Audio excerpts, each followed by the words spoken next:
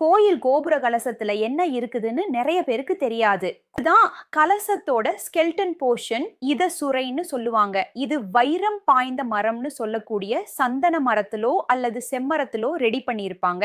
கோயில் கலசம்னா பொதுவா தாமிரம், தங்கம் அல்லது பஞ்சலோகத்துல தான் செஞ்சிருப்பாங்க. இந்த சுரையில முதல்ல பிளேஸ் பண்ண வேண்டிய பார்ட் பத்மம். அடுத்ததா இதுல சிறு குடம்னு சொல்ற பார்ட் ஃபிக்ஸ் பண்ணிட்டு இதுல தங்கம், வெள்ளி, பித்தளை, ஈயம்னு ஏதாவது ஒரு உலோகம் போடணும். இதுக்கு பதிலா காயின்ஸ் கூட போடலாம். அதோட இந்த சிறு குடத்துக்குள்ள உயிர்ச்சத்து மிக்க தானியங்கள், அதாவது வரகு அரிசி மாதிரி தானியங்கள் போடலாம். இத மூடுறதுக்குள்ள பகுதிய மேல் சிறு குடம்னு சொல்லுவாங்க. அடுத்ததா ஃபிக்ஸ் பண்ண வேண்டிய பகுதிய பிரம்மம்னு சொல்லுவாங்க. இதுலயும் உயிர்ச்சத்து மிக்க தானியங்களை ஃபில் பண்ணி பிரம்மமோட மேல் குடத்தை போட்டு மூடிடுவாங்க. இதுக்கு அடுத்ததா மறுபடியும் சிறு குடம் ஃபிக்ஸ் பண்ணணும். ஒவ்வொரு பாட்லையும் ஏற்கனவே சொன்னது மாதிரி தானியமும் ஏதாவது ஒரு உலோகமும் போடணும்.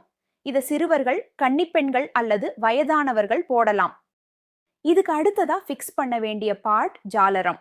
முதல்ல ஜாலரத்தின் மார்பு பகுதி, அடுத்தது 2வது ஜாலரம் ஃபிக்ஸ் பண்ணணும். கடைசியாக சிகாமணி அதாவது கும்பம் ஃபிக்ஸ் பண்ணுவாங்க. ஃபைனலா இந்த மாதிரி ஒரு ராட் போட்டு லாக் பண்ணிடுவாங்க. 12 வருஷத்துக்கு ஒரு தடவை தான் இந்த கலசத்துல இருக்கும் பகுதிகளை பிரிப்பாங்க. இந்த கலசம் இடிதாங்கி மாதிரியும் ஆக்ட் பண்ணுது.